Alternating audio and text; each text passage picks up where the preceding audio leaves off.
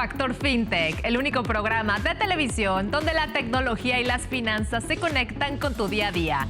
Yo soy Paola Alcocer y en esta emisión hablaremos del futuro del comercio digital y los medios de pago en México.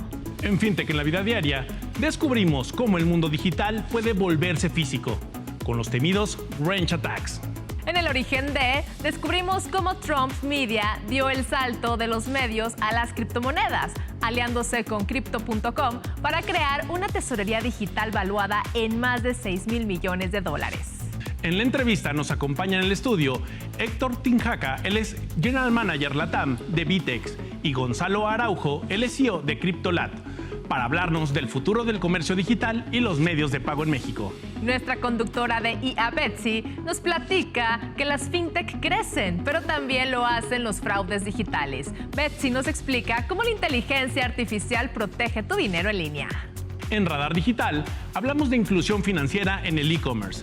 México crece en compras digitales, pero millones de usuarios aún no están bancarizados. Esto es Factor FinTech. Comenzamos.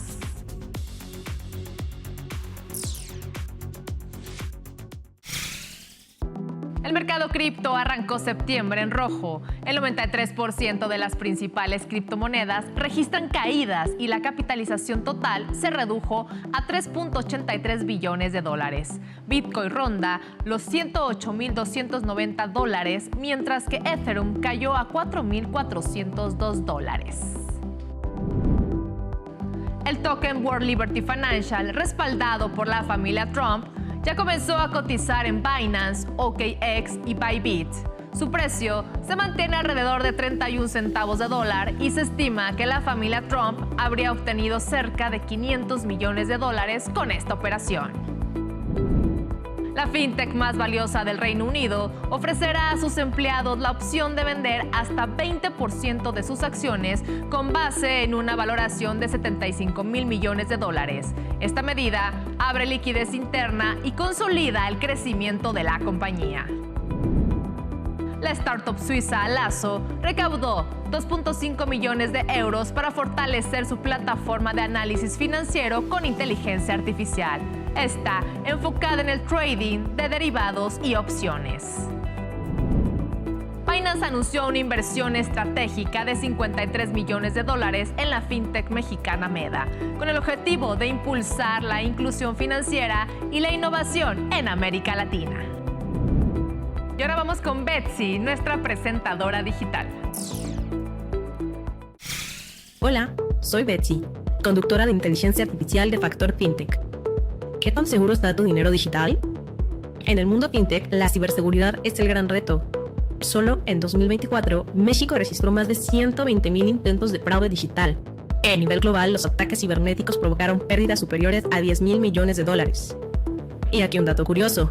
El 90% de las contraseñas más usadas en el mundo siguen siendo 1, 2, 3, 4, 5, 6 o password.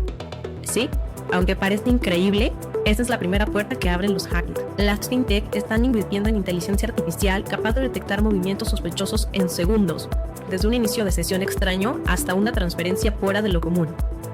La promesa es clara. Tu dinero debe estar tan protegido como en una bóveda, aunque viva en el mundo digital. Pero la realidad es que los ciberdelitos no desaparecen, solo evolucionan. Yo soy Betsy y nos vemos en la próxima cápsula de Factor FinTech. El futuro del comercio digital y los medios de pago en México marca un punto de inflexión. Nuevas tecnologías, consumidores más exigentes y una industria que se transforma a gran velocidad. Nos acompañan en el estudio Gonzalo Araujo, CEO de CryptoLat, y Héctor Tinjaca, General Manager de LATAM de Vitex. Bienvenidos, ¿cómo están? Gonzalo, Pau, Héctor. Muy bien, Pau, mucho gusto. Gracias por la invitación. Al contrario, gracias a ustedes. Comencemos a hablar del comercio digital. Si en 2024 el e-commerce en México alcanzó más de $600,000 millones en ventas online, que es una cifra bastante importante, ¿qué significa este gran crecimiento para el futuro del comercio digital y sobre todo los medios de pago en el país? Pues bueno, es algo que es bastante representativo, como bien lo mencionabas, Paola y Gonzalo, justamente como lo veníamos hablando al inicio. Hoy día ya representa prácticamente el 3%, algunos estudios un poco más del Producto Interno Bruto del país.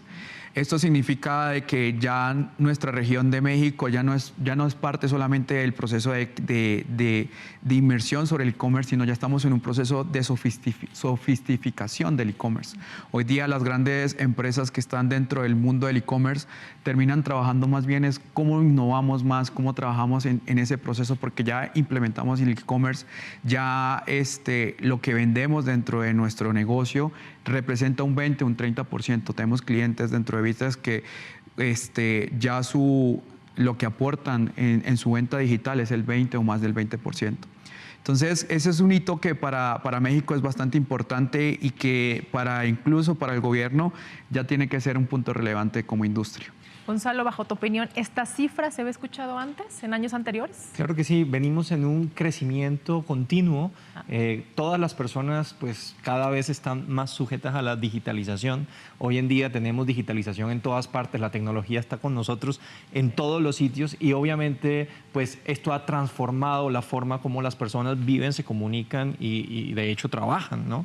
Entonces estos temas del crecimiento del mercado digital y del crecimiento que viene acompañado con los pagos digitales, ¿no? En mi caso el tema de los criptoactivos y todo esto, hoy en día pues las personas, a lo mejor hay millones de mexicanos que no tienen una cuenta bancaria, pero hay millones de mexicanos que tienen celulares digitales y que con una criptomoneda stable, como ahorita está sucediendo en Estados Unidos, que se aprobó el Genius Act para todo lo que es la regulación de monedas estables. Entonces, una persona puede tener una billetera en su celular, puede tener una moneda estable y eso puede ser su primer medio de pago. Entonces, estamos ante un mundo increíble.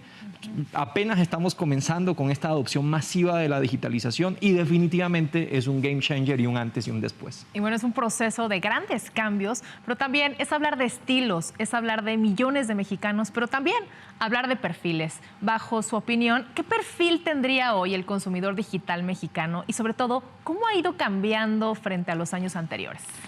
Pues bueno, mira, desde el punto de vista y entendiendo cómo hoy día nuestros clientes que tienen nuestra plataforma desde Vitex, entendemos que el consumidor mexicano se ha vuelto bastante exigente, se ha vuelto un cliente que ya no solo se vuelve un cazador de ofertas, ya eso es parte del pasado casi. Todavía hay un pool de tráfico que está orientado sobre ese punto, pero ya hoy día buscamos es la conveniencia. La conveniencia. Hoy somos un país en el que claramente tenemos unas distancias bastante grandes, que estamos trabajando y que tenemos que cumplir con nuestros horarios, pero también tenemos ciertas demandas, ¿no? Entonces, bajo esos escenarios, lo que buscamos es tener esa conveniencia, que nos entreguen a tiempo, de que nos entreguen en el horario estimado, de que podamos tener esa tranquilidad de que los productos van a llegar y que no los pueda tener, ¿no? Ese es el tipo de cliente que se ha convertido y que grandes empresas tienen que ir bajo esa innovación, justamente como lo mencionaba Gonzalo, no solamente tenemos que irnos hacia el modelo del front-end, del UX, tenemos que ir en el end-to-end, desde todo el proceso, desde el fulfillment, desde el pago, el adquirir estos medios de pagos nuevos que claramente van a ser supremamente relevantes, es parte de la exigencia de un mercado mexicano. Y sin embargo, fíjate lo siguiente, lo interesante, el mercado tradicional, el efectivo, aún es el rey en el mercado. ¿Todavía? Entonces, Sí, todavía. Entonces, todas lo que son transacciones, por ejemplo, por debajo de 500 pesos, 1,000 pesos, el nivel de adopción del efectivo es prácticamente, es el rey, ¿me hago entender? Entonces, a medida de que vamos evolucionando en cómo agarrar este efectivo y convertirlo en un medio de pago digital, sin duda alguna, el impulso va a ser impresionante para poder tener ecosistemas digitales donde yo pueda utilizar mi dinero digital. Hoy en día las criptomonedas aquí en México están en 40,000 millones de dólares el año pasado, dejando aproximadamente 10 millones de dólares solamente en temas de fees. Entonces, cuando tú miras ese crecimiento, que es más o menos el 10 o el 15 interanual, tú te empiezas a dar cuenta de que poco a poco las personas tienen la opción de entrar a esto y entre las personas del común puedan ingresar a este tipo de pagos digitales, ya sea temas de cripto o ya sea de pagos digitales, inmediatamente ¿sí? van a encontrar un mercado digital que está esperando por ellos. Entonces, es un tema que está balanceado entre... Pero como bien lo dices, está la opción, ¿no? La opción está en la mesa, pero ¿qué falta? ¿Inclusión financiera también falta hoy en día? Por supuesto, la inclusión financiera es definitivamente un factor que impulsará todo lo que tiene que ver con ir al comercio digital. Y la inclusión financiera, México es uno de los países más importantes en inclusión financiera, ¿sí? Sin embargo, todavía nos falta mucho. Hay muchos retos y muchos son sociales. La gente no confía en los pagos digitales, teme a los fraudes, teme a el tema de dónde está mi dinero. O sea, todavía es un tema un poquito social. Héctor, y hablando precisamente de eso, de la inclusión financiera, bajo tu opinión, bajo tu perspectiva, ¿qué papel jugará la inclusión financiera para que más mexicanos participen en la economía digital y sobre todo no se queden fuera del e-commerce? Supremamente relevante, ya que como lo estábamos mencionando ahorita, hoy en el futuro no solamente la idea es que puedas comprar a través de una web o a través de una app, tú vas a tener múltiples canales, múltiples opciones de compra, desde tus WhatsApp, desde cualquier mensaje de texto, desde alguna red social, tú tienes que tener alguna forma de poder comprar y eso es lo que se viene hacia el futuro. Entonces, dentro de esa inclusión financiera, tú tienes que tener una cuenta o algo legalizado donde tú puedas tener ese proceso. Van a tener que existir mecanismos donde desde el gobierno hasta empresas privadas puedan crear estas formas de que sigamos haciendo toda esta inclusión. Y ahí estoy muy de acuerdo. ¿Procesos regulatorios? Sí, procesos regulatorios, también culturizar a las personas, también darles facilidades, aunque de verdad que también lo mencionaba Gonzalo, aquí estamos muy adelantados en algunas cosas respecto a otros países. Yo que he visto y he atendido otras regiones en América Latina, el tema de que yo pueda hacer transferencias inmediatas, el tema de que yo pueda saber dónde está mi dinero, que pueda tallarlo con un simple número, eso existe aquí en México. En otras regiones del mundo no existe y son bastante relevantes.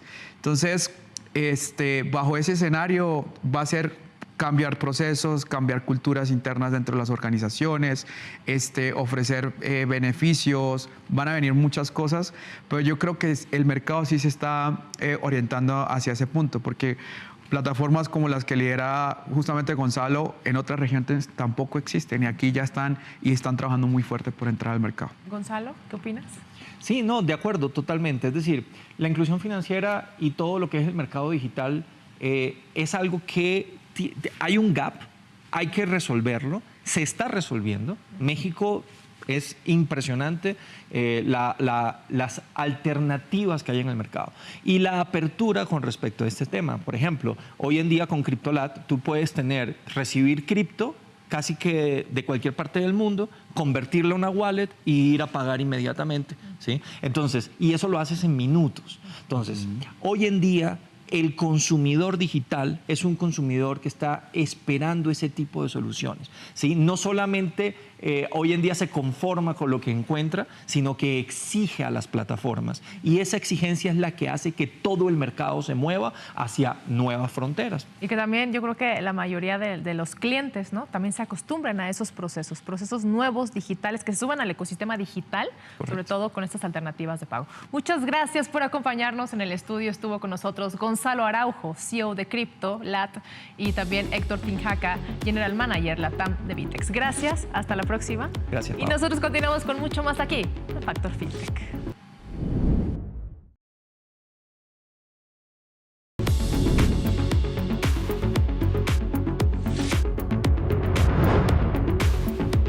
En Radar Digital analizamos los retos de la inclusión financiera en el comercio electrónico.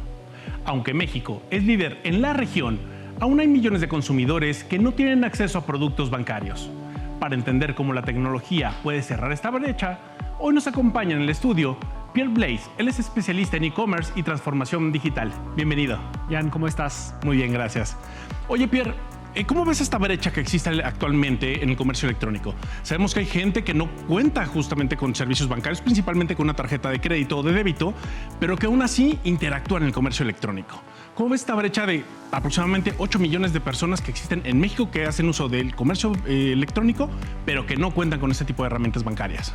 Los números hablan por ellos mismos y me gusta contextualizar, porque el comercio electrónico estamos hablando ya el día de hoy de 6% del PIB nacional según INEGI. Estoy hablando de todo el comercio electrónico que incluye también la venta de servicios a empresas. Si hablamos solamente del comercio minorista, estamos hablando de un ecosistema que ha crecido mucho en los últimos años. Estamos hablando de un valor que se multiplicó por 12 en los 10 últimos años. Estamos hablando de más de 700 mil millones de pesos en ventas. Estamos hablando del 16% casi del canal minorista que ya se vende en línea. Eso es el comercio electrónico en México. Nosotros analizamos cuáles son los drivers de crecimiento del comercio electrónico a nivel global en otros países y el factor número 1 es la inclusión financiera. Entonces, cuando más gente está en el ecosistema financiero digitalmente, más ventas en línea hay. Entonces, eso es el gran reto que tenemos en México, es dar acceso a más gente a métodos de pagos electrónicos y ahí vamos a ver un crecimiento muy sostenido gracias a eso. Muy importante, porque la razón por la cual la gente no está comprando todavía usando ese tipo de métodos de pagos electrónicos es una falta de conocimiento de los beneficios. ¿Okay? Claro. Tenemos una gran labor de educación que hacer con la gente para que entiendan que usar métodos modernos de pago es no solamente más práctico, ¿okay? Porque es más rápido, está abierto 24/7, todo se hace en la aplicación, es muy sencillo, tiene acceso a beneficios adicionales como descuentos, por ejemplo, y es muy seguro porque tienes un respaldo institucional atrás de esto. Entonces, tenemos que educar a la gente a los beneficios de esos métodos de pago y no se hizo bien hasta ahora. Para la gente que no está incluido financieramente, el hecho de poder acceder al comercio electrónico a través de una tienda de conveniencia o de esos ecosistemas es un primer paso muy sencillo que te permite educar de forma sencilla, es un primer paso. Obviamente no es suficiente porque a largo plazo lo que tenemos que hacer para transformar a México el ecosistema de pagos es mucho más ambicioso, está relacionado con temas de política pública, con temas de educación, pero también con temas de innovación tecnológica. Oye, mencionaste ahorita unas palabras que me llamaron la atención. Educación, por ejemplo. ¿Tú crees que la cuestión de educación es lo que podría generar una bancarización? O como, retomando un poquito la pregunta anterior, o este tipo de herramientas que no te obligan a bancarizarte, sino simplemente si manejas efectivo, puedes pagar en efectivo, abren más la brecha. Entonces, ¿qué pasa entonces? La educación realmente es un punto clave para lograr que este tipo de personas que utilizan este tipo de servicios busquen una bancarización y los demás servicios que pudieran llegar a acceder, o de plano la educación no tiene un factor preponderante en esto. Hay tres ingredientes claves, ¿okay? Que no podemos separar. Entonces, educación es una, innovación es otra, pero política pública es bien importante también y no lo podemos separar. Te voy a dar un ejemplo de un país que no está tan lejos de nosotros, que es Uruguay. Antes de la pandemia, Uruguay implementó una política muy ambiciosa de inclusión financiera. Lo que se hizo entre las autoridades, el sector privado y la banca, se dieron mecanismos para favorecer la inclusión financiera. Típicamente se quitó el IVA de todas las compras digitales. Típicamente lo que se hizo también es obligar el pago en la gasolina o los servicios médicos a través de tarjeta de créditos y débito. En tan solo 5 años pasaron de 80% de pagos en efectivo, 20% en tarjetas, a 80% de pagos en tarjetas y 20% en efectivo. Entonces, la parte más importante y clave y más difícil de implementar también es empezar con una política pública muy a favor de la inclusión financiera. Promover la innovación también, porque estábamos hablando hace poco de criptomonedas, por ejemplo, o de otras tecnologías que pueden ayudar también a hacer el comercio mucho más sencillo. Entonces, favorecer la innovación es importante, pero eso no va a funcionar si no explicamos a la gente por qué dejar de usar el efectivo. Te recuerdo que según el estudio de inclusión financiera de Banco de México, todavía el 95% de los mexicanos prefieren pagar en efectivo. Okay, entonces, es cierto que hoy la inclusión financiera mejoró mucho en México. El 75% de la gente dice que tiene un producto financiero muy bien, pero en realidad hoy muchas veces la gente prefiere pagar en efectivo todavía. Entonces, le tenemos que explicar por qué es más práctico, por qué es más seguro, por qué te da más beneficios también. Porque si no, la gente no va a cambiar sus hábitos. Pues ya lo oyeron, justamente las herramientas existen, pero sí es una parte importante el que el gobierno apoye con ese tipo de iniciativas como las que nos acabas de mencionar, a que busquemos no solo el utilizar la herramienta para la compra electrónica, sino buscar una bancarización real y que nos dé muchos beneficios, no solo personales, sino también como sociedad, ¿no? Pues muchas gracias por acompañarnos. Tuvimos aquí en el estudio a Pierre Blaise, el CEO de AMBO. Continuamos con más aquí en Factor Fintech. Gracias. Hoy en El Origen de... Dejamos al inicio de una de las jugadas más arriesgadas en el mundo cripto y financiero. Trump Media, la empresa detrás de Truth Social, decidió que no bastaba con ser un medio digital ni con cotizar en bolsa. Ahora busca convertirse en un jugador central de mercado de activos digitales. Para lograrlo, se alió con Crypto.com y la firma York Peele, creando una nueva compañía llamada Trump Media Group, Crow Strategy. Su misión: administrar y potenciar el token Crow y la moneda nativa de la blockchain Cronos. La operación no es menor. Hablamos de un acuerdo valuado en más de $6.400 millones, que incluye aportaciones en efectivo, garantías, acciones y más de 100 millones de tokens Crow.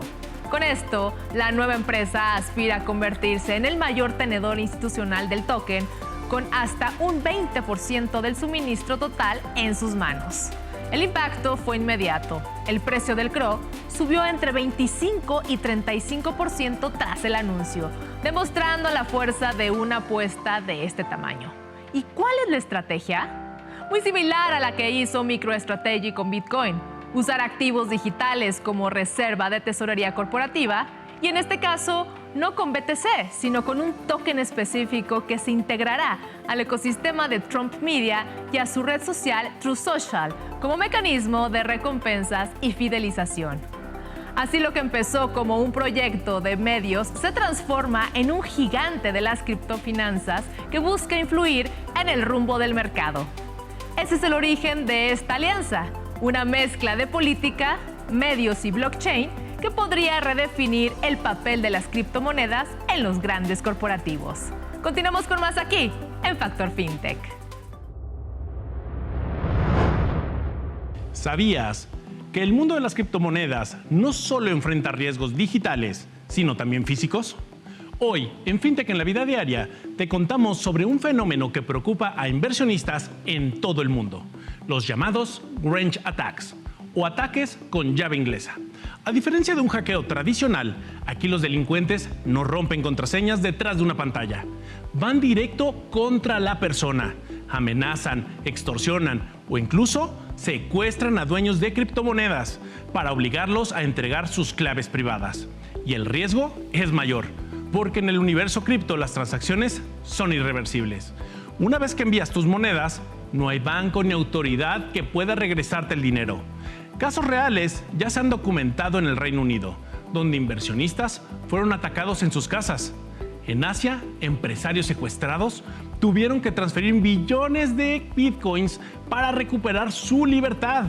E incluso en América Latina se han reportado extorsiones a usuarios de wallets digitales. Según reportes globales, los intentos de este tipo de ataques han crecido más de un 40% en los últimos 3 años. ¿Qué puedes hacer para protegerte? Evita presumir tus inversiones en redes sociales. Usa carteras frías o las llamadas cold wallets que no estén conectadas a Internet. Configura métodos de multifirma, donde se necesiten varias autorizaciones para mover tus fondos. Y sobre todo, cuida tu privacidad. Es tu mejor escudo frente a los delincuentes. La lección es clara: mientras más crece el valor del dinero digital, más aumenta el interés de los criminales en el mundo real. Proteger tu inversión también es proteger tu vida. Mientras llega el próximo episodio, te invitamos a seguir la conversación en nuestras redes sociales en @FactorFinTech. Comparte, comenta y súmate a la comunidad que está transformando las finanzas desde la tecnología. Mantente atento a nuestras redes sociales porque te tenemos un regalo. Y no olvides visitar nuestro portal www.factorfintech.com, donde encontrarás entrevistas, cápsulas y mucho más contenido exclusivo. Yo soy Ian Dávila. Y yo soy Paola Alcocer y esto fue Factor FinTech. Hasta la próxima.